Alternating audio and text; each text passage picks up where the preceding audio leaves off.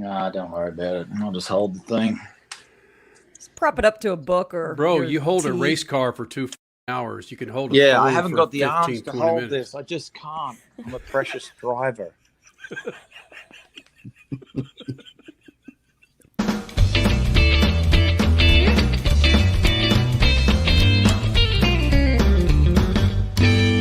I just can't get over how precious, like, people of, I can't get this thing right. It's really annoying because I look at myself. But, yeah, how precious drivers are, It's always including got to be me. something. It's just like how precious human beings can get if they think they're in a position of privilege. They think they're in a position of privilege. Human beings get very precious. Well, who were we just talking to? Oh, we were talking to, it was either Ray Evernham or Brad Daugherty, that they like to make fun of people like that, in which you're having a conversation, let's say on the grid with somebody or just wherever, and they think a lot of themselves, and that Ray and Brad will just let them go and let them keep talking, and they go, wow, yeah, that's interesting, tell me more. And then as soon as they turn around, they're like, what a friggin' wanker. That's right. That is right. It is. It's very interesting. But, it's human nature. People, the good thing is if you can check yourself and realize, like, yeah, I'm just totally precious and make fun of it. If you're being precious. I remember once I did to Meryl Kane. Like, Meryl, you need to give me more time when I'm something. And then I just stopped and go, God, I sound like a wanker. I sound like a precious driver. He just loved it. Like, it's just like, yeah. I said, God, what a wanker I am. It was pretty awesome. Will Power, who's the most precious driver now? Is it Alexander Rossi or is it Colton Herta? I wouldn't say Colton at all. I don't think Alex is just that. Alex is not precious. He's pretty good. I don't know. Newgarden, it could be precious. No, I shouldn't say that. He's just going to totally take me out now. Right. Yeah, you can't. I don't know who's precious in the field. I just noticed it over my time. Just are we actually going? Is this a show? Yeah. Oh yeah. You've been on the show for 15 years, Power. That's how we roll. It just starts. Yeah, Just goes. starts. Yeah. Yeah, Okay. it starts. Well, there you go. I'm precious. Yeah, I don't know who's precious, but people are. Nobody in IndyCar is precious. Come on. So let's give us your impression of who is the most precious in Formula One or NASCAR, places where you might not get as in trouble as IndyCar. Formula One. I don't know. I don't know any of them. Like, they're probably, I'd say, yeah, you just don't know them. I mean, they're obviously all hard workers because they got there. So, you should be a little less precious just from that fact. You understand what really hard work is, but it is amusing when you become, I'm talking about myself, you become precious because you think, yeah, I'm talking about years ago when, last year.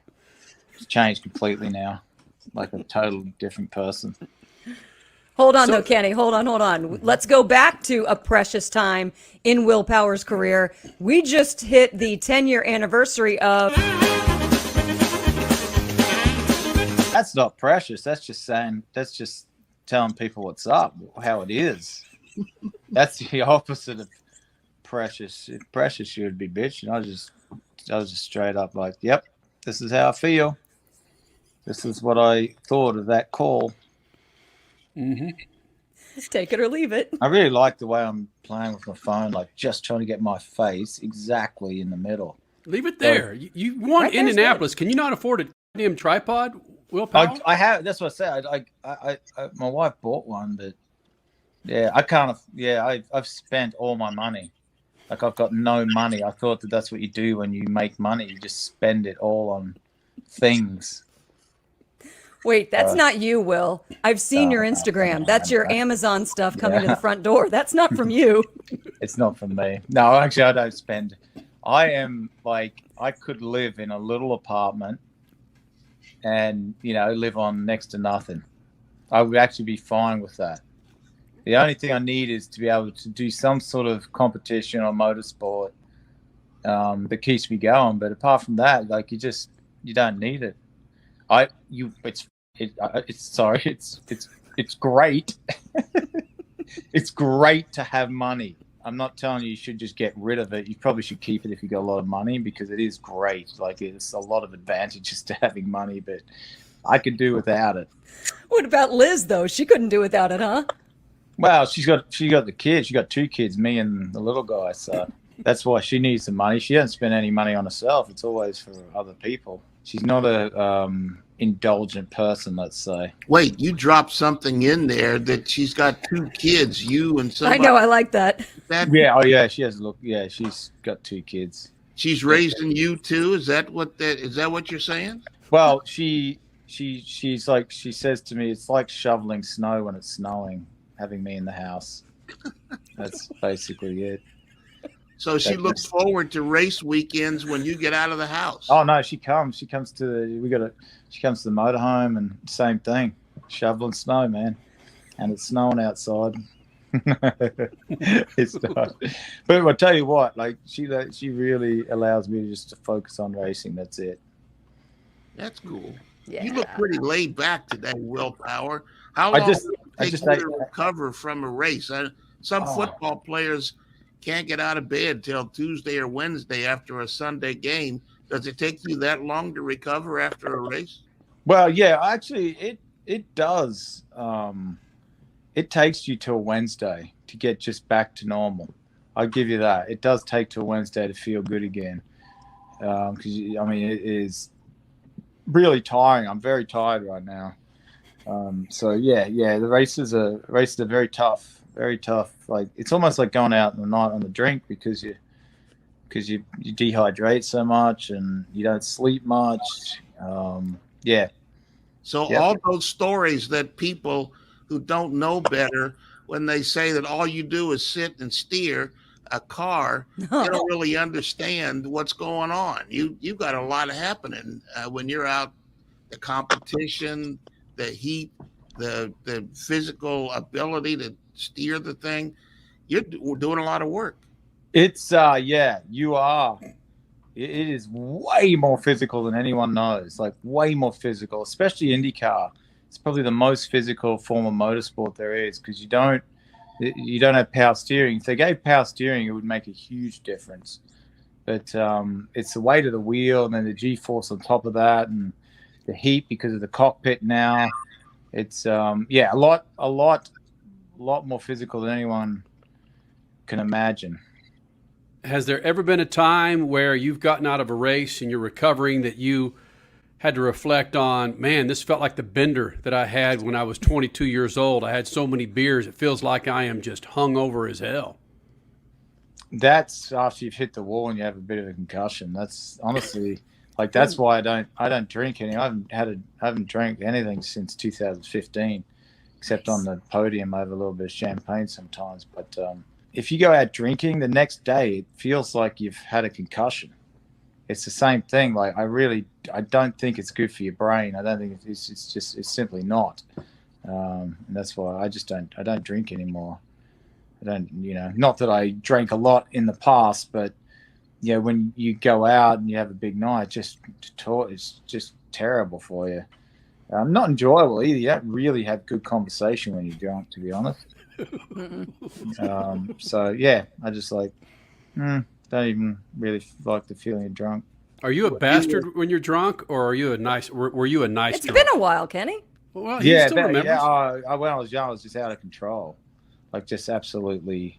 You see my emotions sometimes outside the car. Well, yeah, put that on steroids, and you got me drunk. It could be pretty funny. It's nuts. It's nuts, but yeah, it's not why I don't drink now. I'm just too old, man. Too old. Trying to look after my body. I want to live till I'm at least 50. So, trying to look after myself. We'll get you back to the interview in just a little bit. Have you heard about Lucas Brake Parts Cleaner?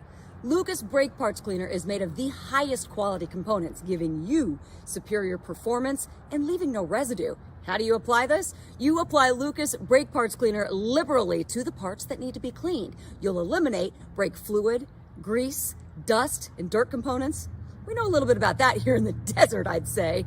And basically what that does is that makes you a happy driver because now your brake noise is gone and your performance has gone up. Boom. All right, let's get back to the interview now.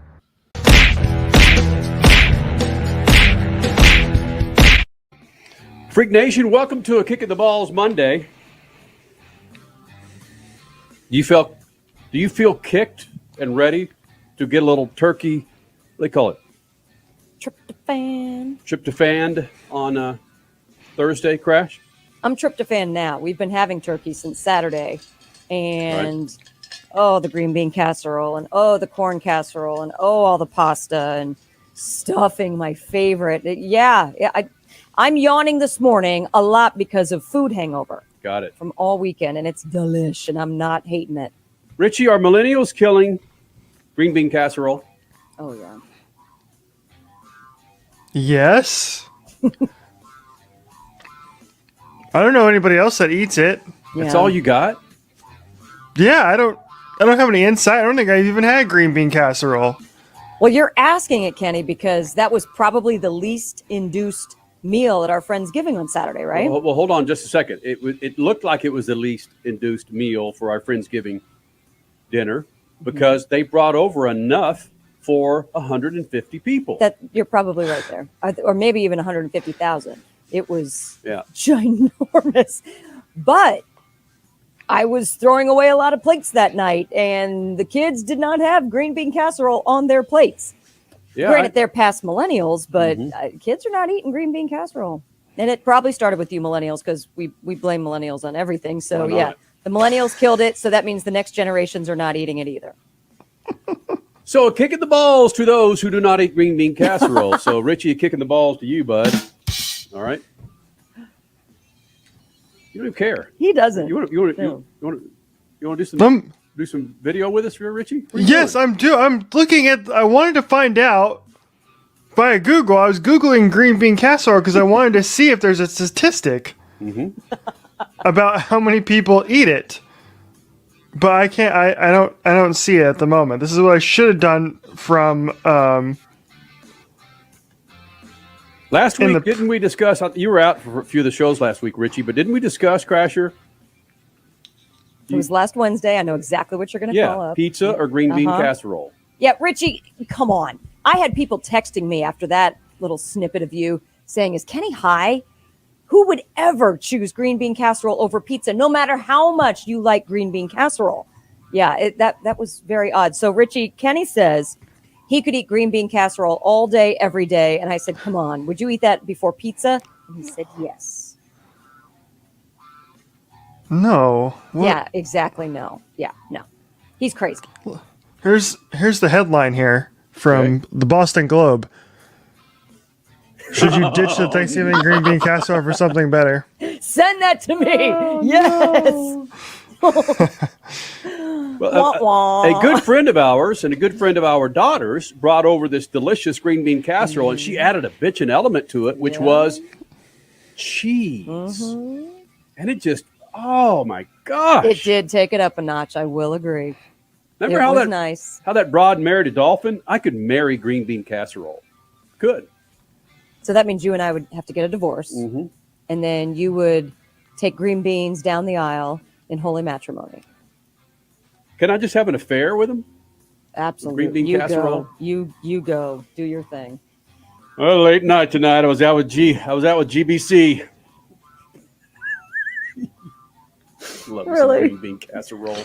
Let me read this from the Star Beacon, of which I'm not really sure where it's from. It could be a made-up thing. The survey commissioned by Instacart didn't say why people hate green bean casserole, which is built on the foundation of canned cream and mushroom soup, but countless confessionals on the internet bear witness to the culinary hatred, with headlines such as "Green bean casserole is disgusting" and "Death to green bean casserole." Jeez. Instacart revealed several other interesting preferences when it comes to Turkey Day. 93% of Americans eat turkey, 44% preferring white meat, quarter of Americans, and it goes on, continues, blah, blah, blah, blah, blah. But yes, so you're like the one person on earth that apparently enjoys the green bean casserole on Thanksgiving because it is the least popular, with 25% of the vote. They don't like, according to this one survey, do not like green bean casserole. So it's at the bottom of the list. Beacon. I like it, but it's just not my favorite. The Star Beacon. We polled Hold on. 60,000 12-year-olds. Where's your green bean casserole T-shirt? Holy crap! Right? I believe it's stuffed away with all of my Christmas gear. Because it's a Thanksgiving dish. That makes sense. Come on. Well, then, did you find it in our bins for Thanksgiving? No.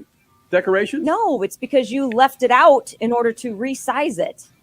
So it's got to be somewhere. You resized it this summer. I did. Yeah.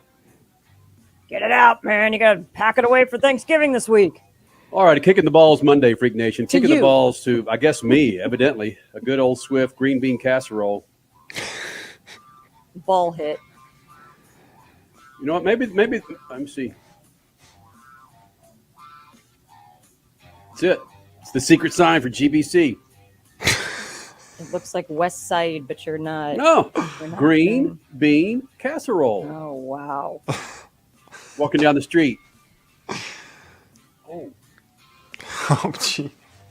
Oh, that's my GBC. What's up, GBC? Down with the LBC? No, baby. I'm down with the GBC. GBC posse. Yeah.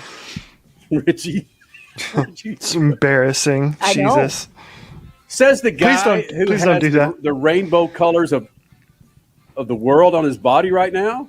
What are you talking about? What? You would ratchet F me, Crasher, if I was wearing a red shirt and an orange and purple hat. With yellow.